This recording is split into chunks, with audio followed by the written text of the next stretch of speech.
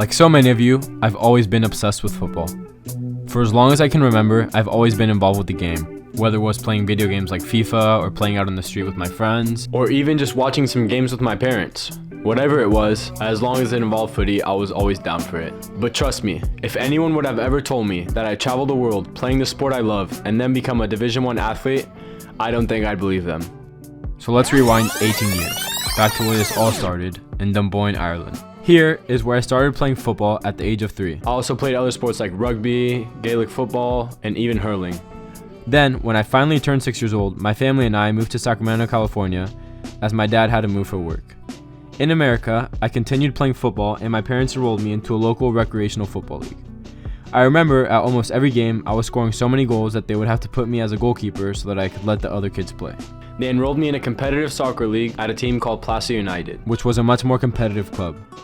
At the same time, I was also playing for the other recreational team, so my weekends were filled with driving from one game to the next game, having to change in the car on the way there to my games. I kept this up until my second grade of elementary school, where I decided to move clubs. I then joined Cal Blues. This was the start of a new chapter.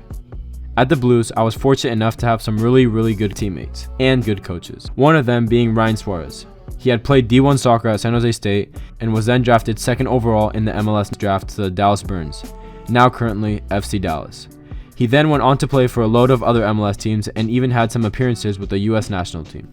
I was playing mainly defensive positions like my coach Ryan had, so I was fortunate enough to learn a lot from him. Then in 6th grade, I started to find out about all these new leagues and programs and heard that Sacramento Republic, a local professional team, was going to have a full academy pathway and they were expanding into my age group. The tryout went well. There were a couple hundred kids and I ended up making it to the last day of tryouts, but unfortunately I just didn't get an email back and that meant I wasn't going to be on the team.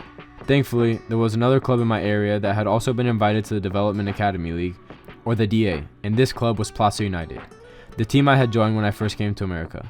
And after the first day I got invited to come play with the team. Coach decided to put me on the B team, with mostly 05s. My next year in 8th grade was one of my first true breakout seasons, and I had finally broken into the A team. I was starting every game at center back and was improving a lot. But sadly, the DA had ended for my age group at my club. This also meant that new opportunities would open, like PDP. It is a free program that identifies, develops, and showcases the top motivated and talented players in Northern California. Through them, I got a lot of opportunities, like for example, we got to scrimmage the US Training Center, played a lot of MLS academies, and most importantly, these games were all played in front of a lot of national team and professional scouts. After a great and successful year, it was now time for my freshman year of high school. My new coach at Placer decided to play me at striker as our forward had left. This was a pretty hard time for me as I had never played the 9 and it wasn't like my finishing was bad or anything at the time. I just felt like I had so much pressure to perform that it was taking a toll on me. Now before I knew it, it was time for my first season of high school soccer. Me and my friend Robbie got the opportunity to try out with the varsity soccer team. Even though we played well at the tryouts, our coach decided to put us on JV to allow us another year to develop and come in better for varsity our sophomore year. Even though I had a lot of fun in high school and made some great memories, I wanted something more challenging and more fulfilling, to play at a higher level. So once high school season ended, I was 14 years old, and this is when I started taking my game to the next level. I told my parents how I wanted to be more challenged and how I'd been training more, and they agreed as they had been seeing me putting in all the work. So they eventually helped me get in contact with a family friend who had tons of contacts with La Liga teams. Through this, I was able to get into contact with Celta de Vigo. I had a phone call with the academy director, and he scheduled a trial for me in January. It was only July, so I had around 6 months to prepare. Over the summer, I was working really hard and playing well at my club. But sadly, life doesn't always go the way we want it to go. A couple of games into the summer, I got a really bad back injury, and as soon as this happened, I knew something was wrong. I tried to get up and my ribs, lower back, and my chest all hurt, as this all spiraled down into a ton of constant doctor's visits, chiropractors, and hours of physical therapy. There was only 3 months left before my trial, and I didn't want to call and cancel it, because I felt like this was a once-in-a-lifetime opportunity. Over these next few months, I stopped training with my team since I couldn't do any contact because of my back. And I was now training with a private trainer called Ty, or as some might know him, BT Football. But it seemed like this back injury just wasn't enough. 1 month into the recovery process, I got tempted with another opportunity, and I had been invited to a scrimmage versus an MLS academy. I felt like this was also a really good opportunity, as in the email it said there was going to be national team scouts and professional scouts. So I decided to trick my mom, trick my chiropractor, trick my physical therapist, and tell them that my back was fine, that I felt good, and that I thought I could play in this game. First half was decent. It didn't do anything special. I'd been off for how long? Like a month or two. But then 5 minutes into the second half, I went into a challenge. I got double teamed. Someone went through the front of me, someone went through the back, and I just got absolutely crunched.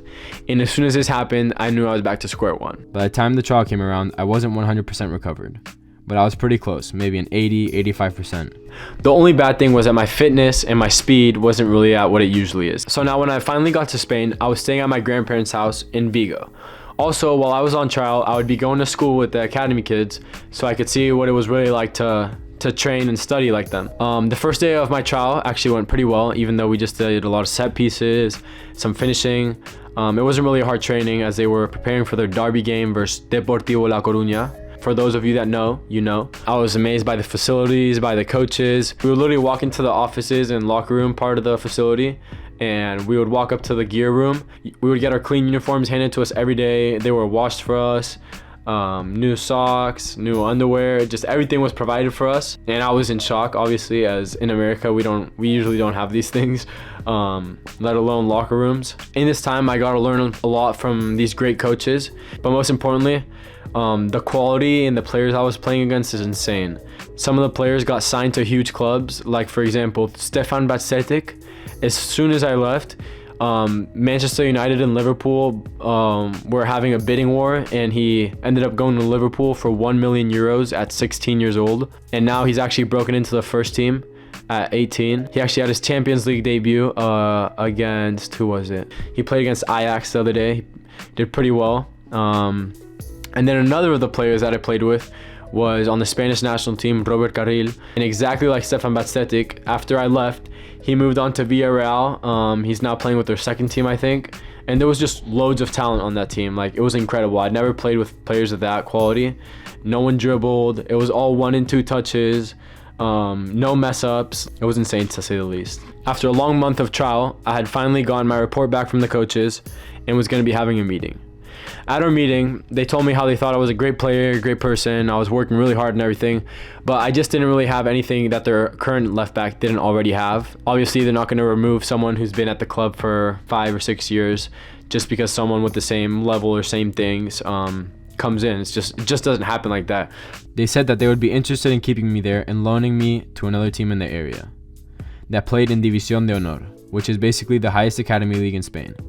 But around that time, COVID had hit, and since I was living with my grandparents, my mom thought it would be best for me to come back home just as a safety precaution, and also I had other opportunities I could pursue back home, so it wasn't really the end of the world.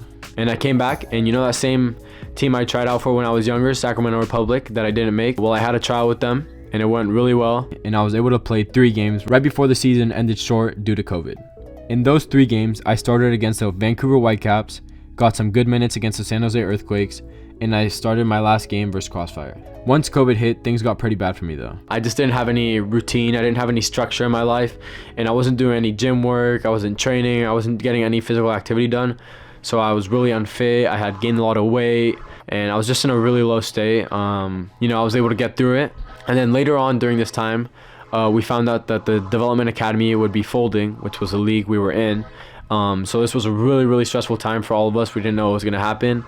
And then thankfully they made a new league called MLS Next, which you probably have all heard of by now. And yeah, that was going to be the league we were joining. We were a little bit skeptical as we didn't know what it was going to be like.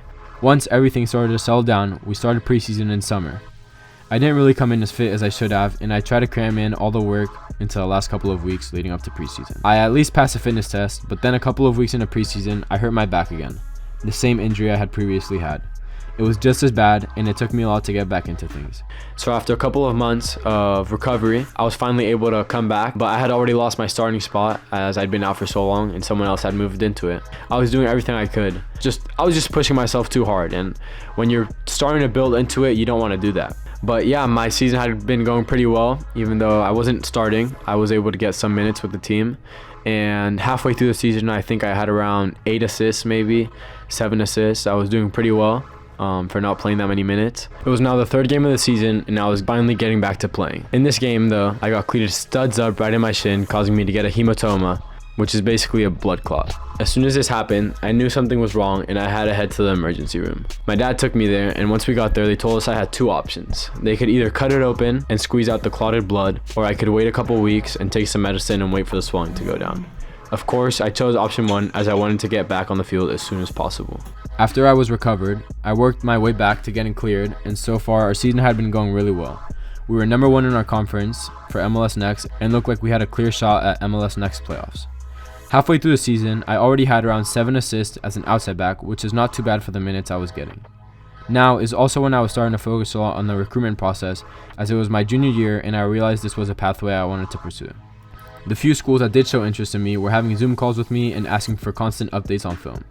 They were impressed and they said they would come out to MLS Next playoffs and we would go from there. So I was doing all I could to get back to my 100%, working super hard every day, but this paired with a poor diet and lack of sleep was a recipe for disaster. Also, at this time, I had gotten in contact with Celta de Vigo again, as I had one more year before I would head off to college and COVID had finally settled down. After talks back and forth, we had agreed that after my season ended with Sac Republic and we finished the playoffs, I would be able to join Corujo FC, a 3rd division club for preseason with their U19s. But since I was overworking my body and I wasn't sleeping enough, I had a grade 3 strain in my groin. I knew this was not going to let me play in playoffs, but some of us always have that hope of still playing, so I still went on the team trip and everything. I traveled with the team, but I got there and I knew I wasn't going to be able to play. So I had to email all the coaches that were supposed to watch me play that I was out of the tournament due to injury. I was just really stressed out because I didn't know where things were going to go. At playoffs, my team ended up doing really well. Even though we were predicted to go out first round, we ended up making it to the semifinals. But sadly, we lost to Orlando City. It was a pretty close game, and I honestly thought we could have gone away with the win. But it was a good experience for all of us to play in the FC Dallas Stadium and just play in that atmosphere.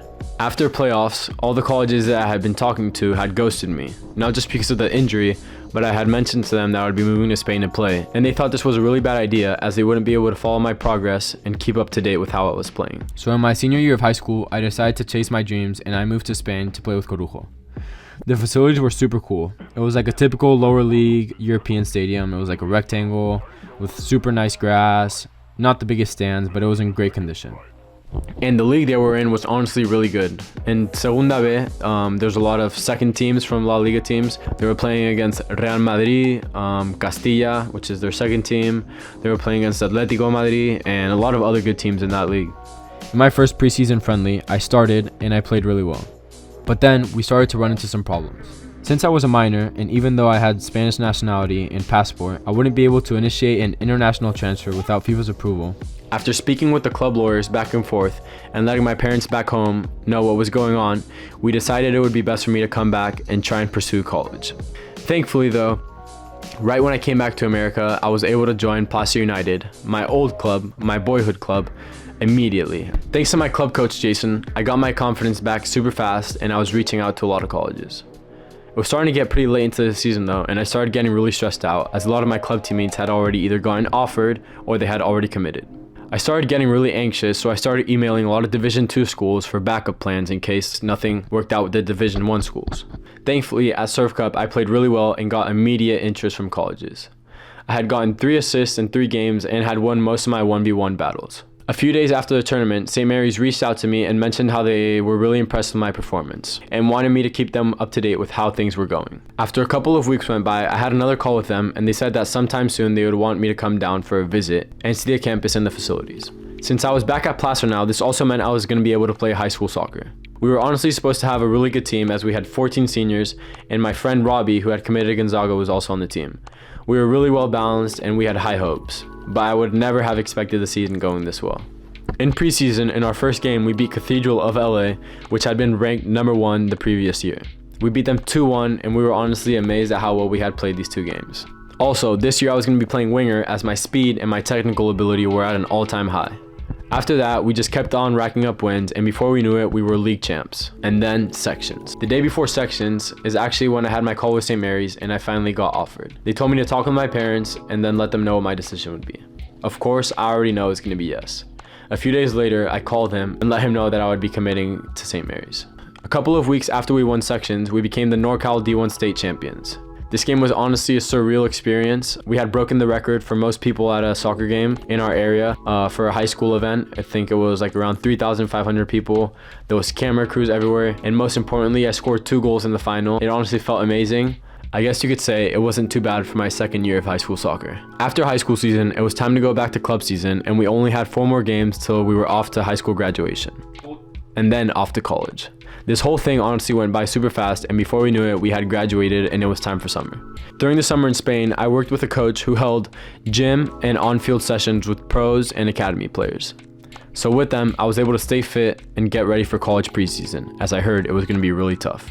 Once summer was over, it was time to come to college for my first preseason. But honestly, preseason was a great time, just getting to meet all my teammates and build connections with them and just have fun. We had no school, so all we were doing is just playing footy and getting ready for the season. And now that leads us to present day. I'm currently a freshman at St. Mary's, and I'm redshirting, as most of you know. I'm honestly having a great time. I'm loving the coaches. I'm learning a lot from them. My teammates are fantastic. The facilities are great, and yeah, no complaints. Even the school is going good. Like, I'm getting good grades. I'm enjoying my school. So this is gonna conclude today's video. And if there's one piece of advice I want to give you guys,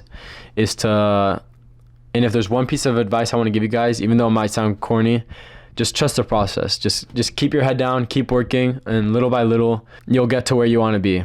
I would never imagine being where I'm at right now. I was never the best player growing up. I didn't love the game as much as I do right now. And just little by little, I just kept working, and now I'm here, and no plans on stopping. So let's see where the future takes me, and I'm glad to take you guys along. Peace. See you guys next time.